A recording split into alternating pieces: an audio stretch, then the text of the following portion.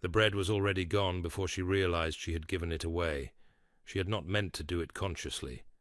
The man had been sitting against the wall of the lower quarter granary, his cloak torn at the shoulder, his boots cracked through at the sole, and something in the angle of his spine, not defeated precisely but held very carefully, like a man containing something larger than hunger, had made her hand move before her mind had time to deliberate.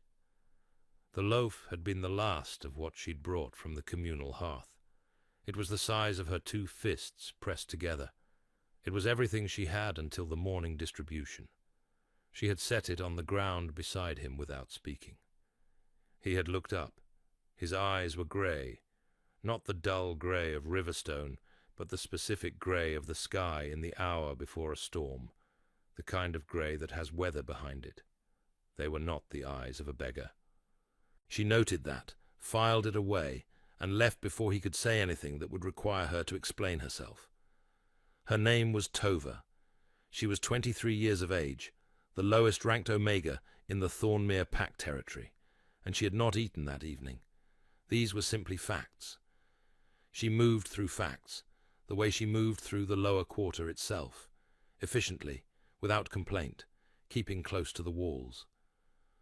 Thornmere was not a large territory. It occupied the eastern slope of a forested ridge, bordered to the north by a river that flooded every third winter, and to the south by the disputed boundary with the Ashvin clan. The pack had roughly 400 souls, most of them middling ranked, most of them housed in the long stone buildings that ran parallel to the ridge. The lower quarter sat at the base of the slope, closest to the river and farthest from the great hall, and it smelled perpetually of wet earth and wood smoke. Tova had lived there her entire life. She earned her position as a healer's assistant, or rather, as the person who fetched, sorted, ground and catalogued what the healer herself did not wish to handle. Her hands knew the difference between dried feverfew and dried chamomile by touch alone. She could identify a poultice by its smell from 3 feet away. She had never been formally trained. She had simply been present and useful for long enough that the healer, a blunt woman named Osra, had stopped pretending Tova's knowledge was anything other than what it was. They did not speak warmly to one another. They worked well together. For Tova, this was sufficient. She was not, by any common reckoning, remarkable to look at. She was of middling height, with the kind of lean frame that comes from a life of practical work rather than scarcity, though scarcity had also played its part. Her hair was the dark brown of river mud after rain, worn in a thick braid that she pinned close to her skull to keep it from interfering with her work. Her eyes were the colour of amber held to the light, not brown, precisely, not gold, but something between, with a quality of attention in them that people sometimes found unsettling, as though she were cataloguing them the way she catalogued herbs. Her hands were calloused at the base of every finger. There was a burn scar on her left wrist, narrow and deliberate-looking, from a healer's flame 3 winters past. She did not consider herself a person of consequence. This was not self-pity. It was simply the accurate assessment of her position in the pack's social architecture. The man she had given the bread to was still against the wall when she passed again an hour later, returning from the apothecary with a bundle of stripped willow bark. He had not moved. The bread was gone. He was watching the great hall from across the courtyard with an expression she recognized, the expression of a person constructing a complete picture from partial evidence. She did not stop, but she noted it. That night, 3 pack wolves she had never seen approach the lower quarter came to her door. Not wolves in their shifted form, the large grey-silver animals that appeared sometimes near the forest edge and were understood to be something other than ordinary wolves, older and more deliberate in their attention. They sat outside her door in a row and did not leave until she opened it and stood in the threshold. Then the largest of the 3 lowered its head. She had heard of this. She had not believed it. She closed the door carefully and sat on the edge of her sleeping mat and did not sleep for a long time.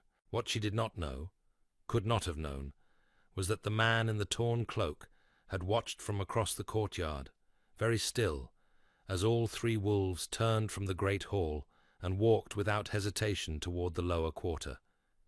He had watched them sit. He had watched the door open and the young woman appear in the light of her tallow candle, and he had watched the largest wolf lower its head, which was something it had not done for anyone in 31 years. The last time had been for his mother. He had been 7 years old.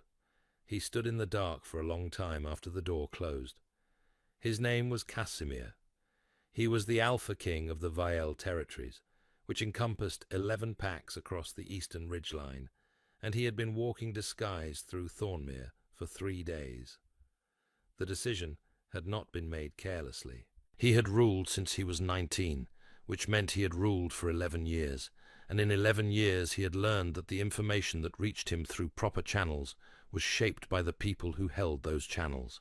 He had learned to verify. The Thornmere pack was showing anomalies in its tribute reports, not large discrepancies, but precise ones, which was more concerning than careless ones. Careless errors were made by ordinary men. Precise errors were made by deliberate ones. He had come to see what his court's correspondence had declined to show him. He had come in rough clothes, with his rank marks hidden, and his wolf quiet at the back of his mind, asking it to hold still and let him observe without the complication of its attention pulling toward things he had not decided to attend to.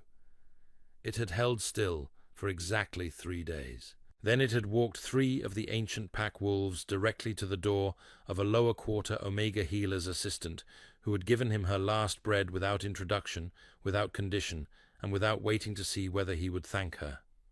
He did not know what to do with this. He was not, in general, a man who did not know what to do. He found the sensation deeply unfamiliar. He returned the following morning. She was already at the apothecary when he arrived at the lower quarter. He did not go inside. He stood where she could see him, if she chose to, which was a form of honesty he had not extended to anyone in 3 days, and waited. She came out with a clay pot braced against her hip, and stopped when she saw him. "You ate the bread," she said. It was not an accusation. "I did," he said. "Thank you for it." She looked at him the way she had looked at him the previous evening, that quality of attention, assembling the picture. He was aware that he was failing to resemble a beggar in some specific way he could not entirely account for. He had been careful about the clothes. He had been less careful about the way he held himself. "You were watching the great hall," she said. "I was." "Are you looking for someone?" He considered the honest answer. "I'm looking at something," he said. "Whether I find it depends on what is here to find." She absorbed this.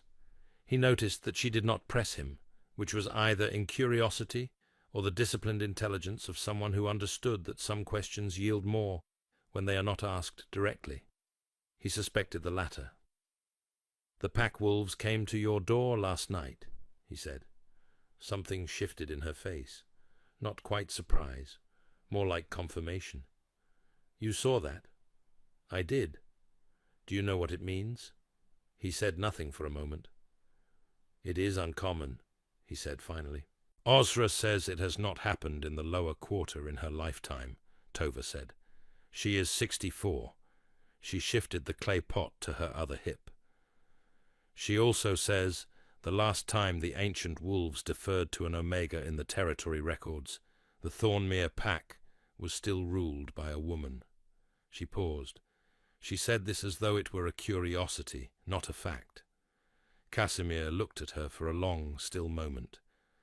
"And what did you say?" "I said all facts were curiosities before they were facts." He returned to the great hall that afternoon, still in his rough clothes, and spent 2 hours reviewing the tribute ledgers with the Thornmere steward, a compact and careful man named Ferrin, who had the manner of someone who had practiced his competence long enough that it had become a kind of performance. Ferrin explained the discrepancies with the fluency of a prepared answer. The explanations were plausible. They were also identical in structure to the last 3 explanations he had given the previous year, which meant either the same unusual events were recurring with suspicious regularity, or the story had been rehearsed. Casimir thanked him with the precise warmth of a man who wishes to convey nothing, and returned to the lower quarter. He found Tova resetting a dislocated shoulder for one of the river workers, a large, grey-faced man who was gripping the edge of the work table with both hands, while Tova spoke to him in a very calm voice about the angle of his grip and the importance of not anticipating the moment before it happened. She counted to 3, and did not go on 3. She went on 2. The man made a sound like a struck drum, and then exhaled as she checked the alignment with 2 precise fingers and nodded. "Tomorrow you'll feel it more than today," she said. "The day after that less. By the 4th morning you'll have forgotten it." The man was looking at her with the expression common to people who have been helped efficiently, and without condescension, and are not entirely sure how to process it. He left a small bundle of dried meat on her table, which she noted without reaching for it immediately, as though making a private decision about whether to accept it. She accepted it. She set it near the clay pot and continued cleaning her hands. Casimir watched from the doorway. His wolf was not quiet. It had not been quiet since the previous night, and it was becoming less quiet with each passing minute, which was information of a specific and inconvenient kind. He had asked it to hold still. It was no longer holding still. He became aware that he was standing in the doorway, watching a woman clean her hands, and had been doing so for longer than was reasonable, and he made himself look at the wall instead.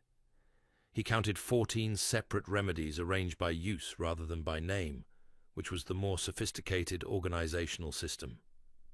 He counted the scarring on her left wrist. He counted the way her attention moved through the room, efficient, unsentimental, and completely present, missing nothing. The river worker passed him on the way out and gave him the searching look of a man who recognized another man standing too carefully in a doorway. Casimir ignored this. "You can come in, or you can leave," Tova said, without looking up. "Standing in the doorway is useful to neither of us." He came in. It was 3 more days before he told her who he was. He used those 3 days well. He walked the packed territory end to end. He counted the tribute storage against the reported figures. He visited the border markers on the Ashford boundary and found 2 of them moved, not by much, not enough to trigger an immediate dispute, but consistently, 1 step at a time, in a direction that would matter in 10 years. He spoke to the lower quarter families and the river workers and the forest edge herders, who spoke to him with the directness of people who have no reason to perform for a stranger. He also, on the 2nd of those days, found a leather-bound register in the apothecary back room. It was not hidden. It was simply where Tova worked, which most people avoided, and it was written in a small, precise hand that matched the quality of her attention. It was not a remedy catalogue. It was, as near as he could determine, a complete and meticulously maintained record of the tribute discrepancies across 7 seasons, gathered from public observation, from overheard conversations, from the particular detail-noticing intelligence of someone who moved through the lower quarter invisibly and had decided to use that invisibility for something. He stood with the register in his hands for a long time. He had come to Thornmere to find out what was wrong. She had already found it. She had simply had no one to give the information to. He told her on the 3rd morning, in the low light before the apothecary opened. He set the register on the table between them and told her plainly his name, his title, the reason for the disguise, and what he intended to do with what he had learned. He watched her face as he spoke. She did not look shocked. She looked, he thought, like a person who had half suspected something of this order and had been waiting to find out whether her suspicion was correct. "The grey eyes," she said. "Yes." "I thought you were a Lord's factor," she said.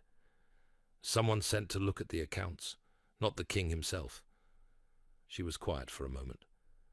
"The bread. You did not know," he said. "I was not going to pretend otherwise."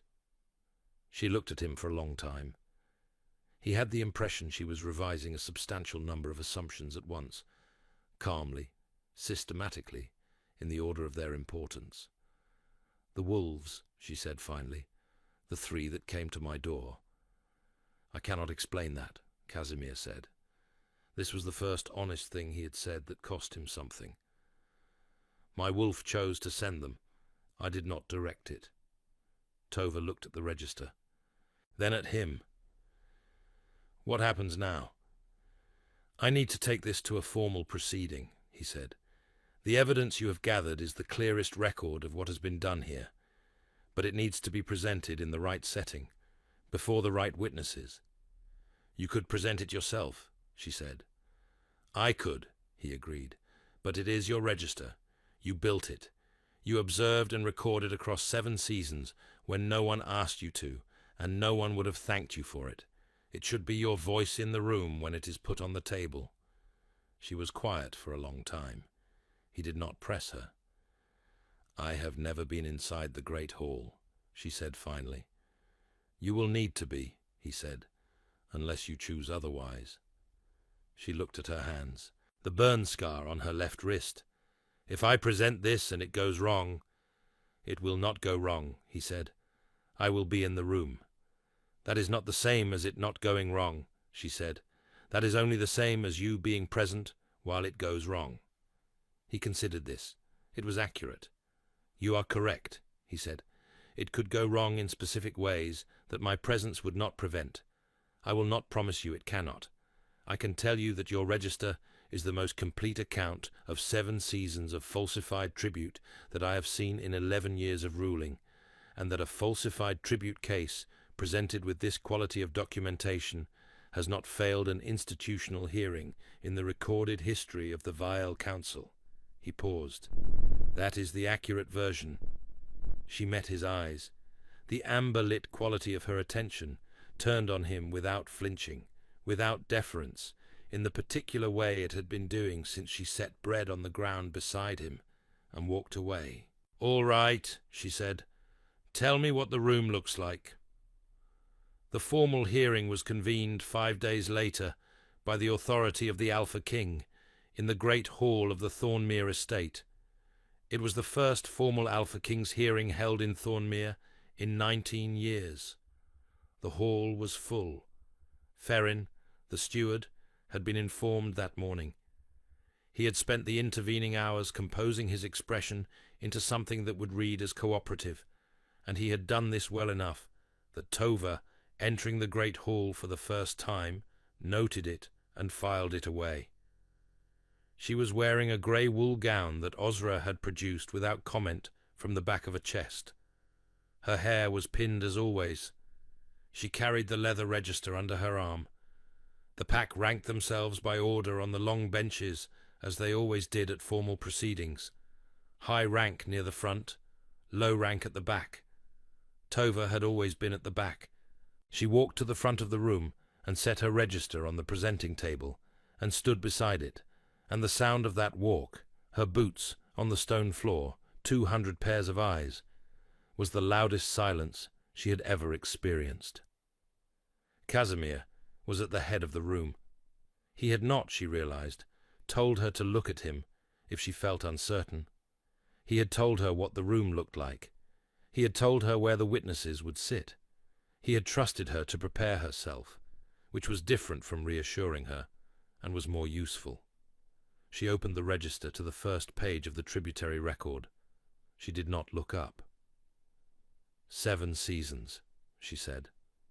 Her voice was level. It was the voice she used when she needed the river worker, not to anticipate the set. 14 separate figures. The pattern is consistent. I will walk through it. She walked through it. Ferrin's careful expression held for the first 4 pages. It began to slip on the 5th, when she produced a secondary record she had cross-referenced against the Public Tithe Board, a document that could only have been falsified if both the steward and the 2 senior tribute counters, were in agreement, which meant this was not the error of one man, but a coordinated account. One of the senior tribute counters stood and began to object. Casimir said one word, quiet, final, the word of a man who does not need volume to achieve authority, and the man sat down. Tova did not look up. She continued through the 6th page. By the time she reached the final entry, the silence in the room had changed quality. It was no longer the silence of an audience watching something uncertain. It was the silence of an outcome that has already been determined and is waiting for the form to catch up with the fact. The Vale Council member present, a senior man named Edreth, who had ridden with Casimir's party and whose role was specifically to certify findings of this type, called the formal vote. It was brief. The tribute falsification was recorded, certified, and remanded for full council review. Ferrin and the 2 tribute counters were placed under pack guard, pending transport to the Vale capital. It was not dramatic. It was institutional. It was exactly as satisfying as Casimir had said it would be. Tova closed the register. The room remained silent. She became aware, then, of something that had been true for the past several minutes, without her having attended to it. The wolves had come in from the forest. Not 3, perhaps 40. They stood at the edges of the great hall, in the open doorways, at the narrow windows, along the courtyard wall, and they were all facing the same direction. They were facing her. The ancient pack wolves, the ones that lived at the forest edge, and had their own hierarchy and their own logic, and had never, in any record Ozra had referenced, entered the great hall in a body. They were in the doorways, and their heads were down. The room was very, very quiet.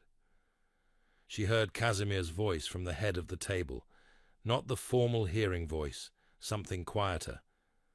"It seems," he said, "that the matter is settled in more than one jurisdiction."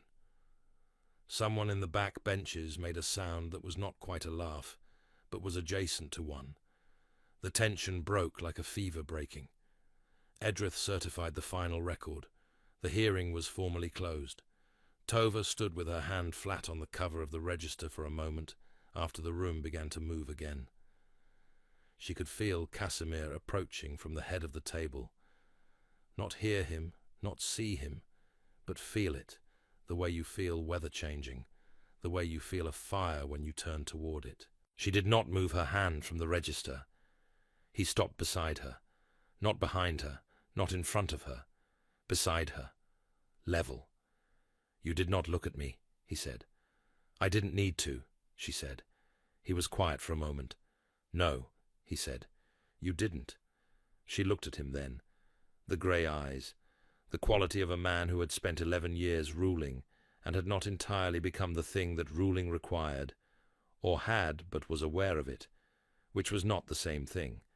He was looking at her with an expression she did not entirely have a name for. It was not the expression of a king. It was the expression of a man watching something he has not seen before and is trying to understand whether he is allowed to want it. "What happens to the register?" she said. "It becomes part of the official Vale Council record," he said. "Properly attributed." She nodded. This was correct. "Tova," he said. She waited. "I need to return to the capital," he said. "I will be leaving Thornmere in 3 days." He paused, and she noted the pause, noted that it was not a pause of uncertainty, but a pause of deliberate construction, a man choosing words that were accurate rather than convenient. "I would ask you to come with me, not as a demand, not as an instruction, as a request, with the understanding that if you say no, you leave here with a letter that ensures your position and your safety for as long as you choose to remain in Thornmere." She looked at him for a long time. "The wolves followed me into the great hall," she said. "Yes." "Not because you directed them?" "No. They have not done that in recorded memory." "In the memory of anyone alive," he said. "The archivist in the capital has a reference, a queen, some generations past. The record is not precise on the year. She looked at the register in her hands, at the wolves still visible in the doorways, patient and unhurried, as though they had already decided and were simply waiting for the people in the room to arrive at the same conclusion. "I would want to finish the season's remedies with Osra before I left," she said. "She will need 2 weeks to train a replacement for the sorting work." The corner of his mouth moved, not quite a smile, something more restrained. 2 weeks, he said. "And I would want the letter regardless," she said. "Not because I intend to use it, because having it is different from needing it." "Yes," he said, "it is." She looked at him once more, the specific grey of his eyes, the held quality of a man containing something larger than his posture suggested, and thought of the first morning, the wall of the lower quarter granary, the bread she had set on the ground without waiting to see if it would be welcomed. Some things, she thought, were simply what you did when you were the kind of person you were. "All right," she said. 2 weeks later, she left Thornmere for the first time. 6 months after that, in the early weeks of the cold season, the great hall of the Vale capital was quieter than usual on an ordinary working morning. The senior council members were occupied with the northern roads, which Casimir had declared formally insufficient, and had assigned 3 separate review committees to assess in detail. Tova had read the initial reports and had opinions about the methodology, which she had written in the margins and left on the council table without being asked. 2 of the 3 committee heads had incorporated her notes. The third had not, which she had accepted and had kept a separate record of, which the 3rd committee head did not yet know. She still worked mornings in the small herb room off the lower kitchen that had been converted for her use. It smelled of the same dried feverfew and wood smoke as the Thornmere apothecary, which she had not expected to miss, and did, occasionally, in the way you miss the smell of a place rather than the place itself. Osra had sent a parcel of cuttings with the autumn courier, labelled in the same blunt handwriting she had always used, with a note that said only, "They will not dry as well in the capital climate. You will need to adjust the timing." It was, by Osra's standards, warm. The burn scar on Tova's left wrist had faded to a thin silver line that she still noticed by habit, the way you notice the mark of a familiar tool. Her hands were still calloused. She had acquired a second scar, smaller, from an unfamiliar blade herb in the capital's apothecary stores that she had handled without proper covering, a mistake she had made precisely once.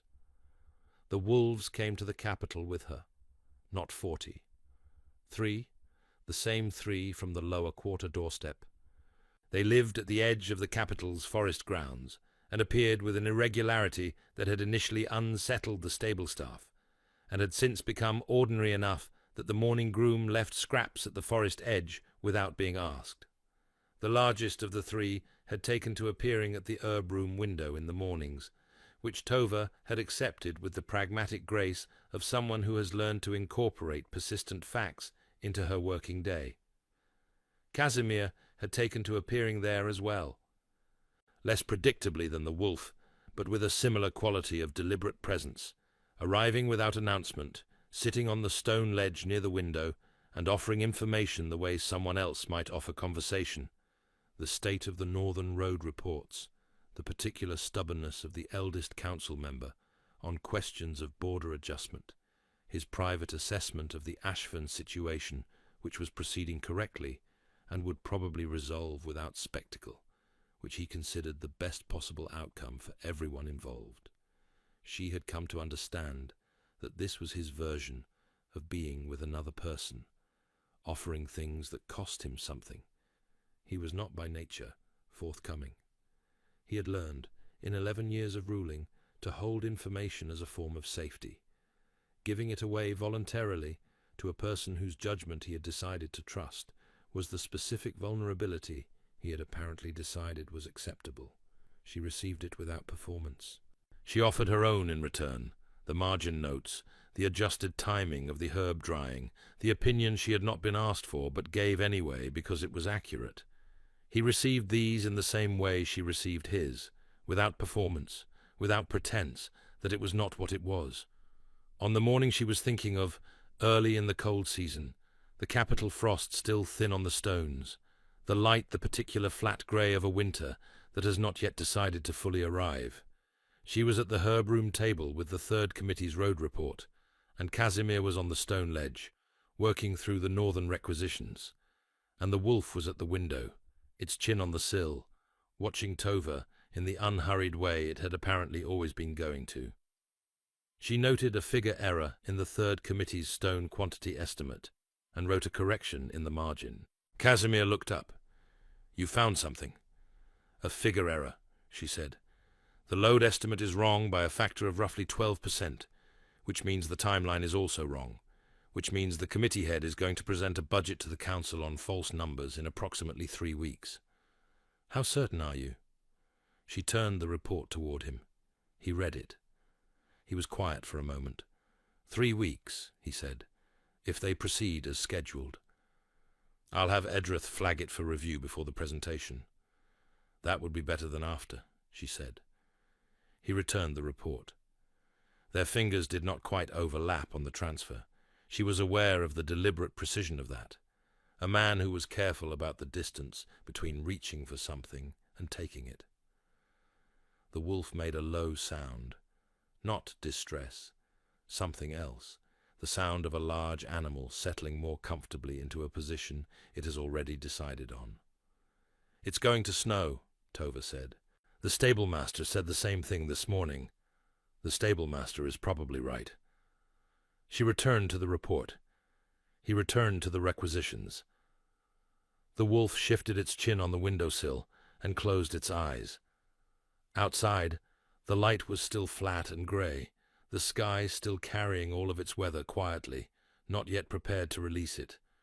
The cold in the stone of the herb room was the cold of an old building that has absorbed 300 winters into its walls and offers them back slowly. She had lived in a stone building all her life. She knew the difference between cold that was merely cold and cold that was inhabited, that had breath in it, that meant you were not alone in it. She knew which kind this was. She did not look up from the report. She did not need to. The wolf was at the window. Casimir was on the ledge. The snow, when it came, would come the same as always. That was enough. It was more than enough. It was everything. What would you have done? Given your last bread to a stranger, or kept it for yourself?